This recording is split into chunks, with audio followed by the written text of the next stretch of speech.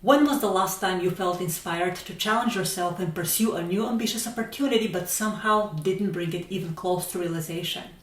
What made you stop short of creating an actionable plan and then implementing it one step at a time?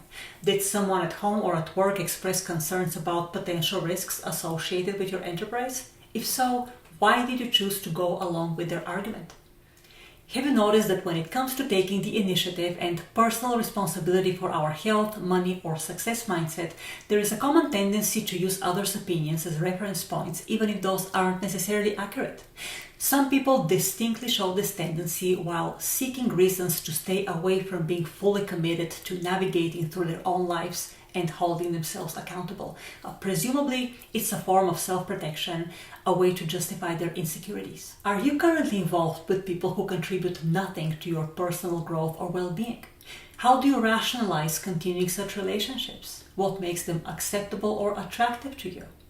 Oftentimes, people sustain alliances that lead nowhere for the purpose of shielding their own complacency.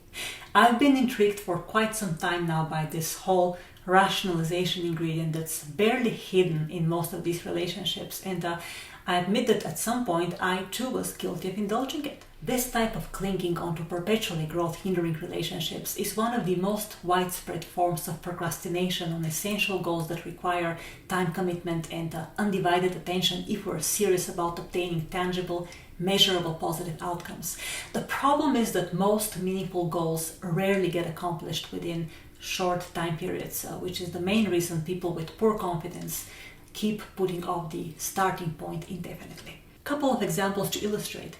Say someone is reluctant to establish a strict healthy eating regimen out of fear it would interfere with their social life.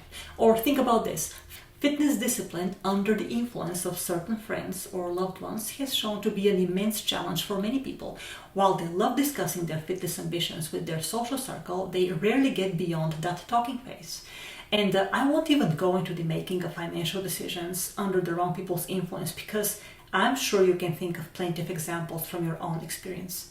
So what is it that compels you to follow the wrong crowd's suggestions? Is it fear of the unknown, fear of judgment if you deviate from the status quo, perceived lack of self-sufficiency, or lack of reliable resources, a dread of being uncomfortable, or a little bit of everything? Which of these are true for you?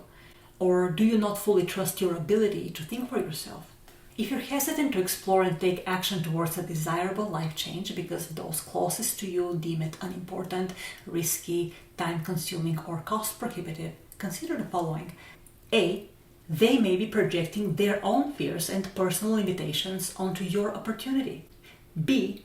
In close relationships, such mindset projections can be just as powerful as imposed unhealthy lifestyle habits or financially detrimental habits. C. Not everything that's been ingrained in their minds over the decades is automatically valid for your situation. And D. You can distance yourself enough to make it possible to pursue this opportunity by implementing the action steps required to move forward with your endeavor and with your life. If you wish to develop a strong drive towards realizing a major achievement, you cannot remain afraid of disagreement, rejection, or conflict, particularly because it is very likely that certain uncomfortable situations will involve exactly the people in your closest circle.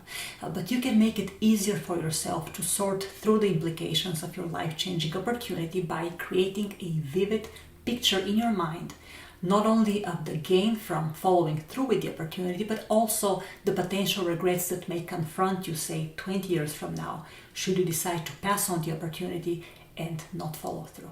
Remember that in reality, a successful outcome to your efforts is never 100% guaranteed, but seeing yourself in the future and getting a good grasp now of the regrets you may have to face later on for not giving it a try will strengthen your willingness to embrace the risk today, leap forward, and get it done.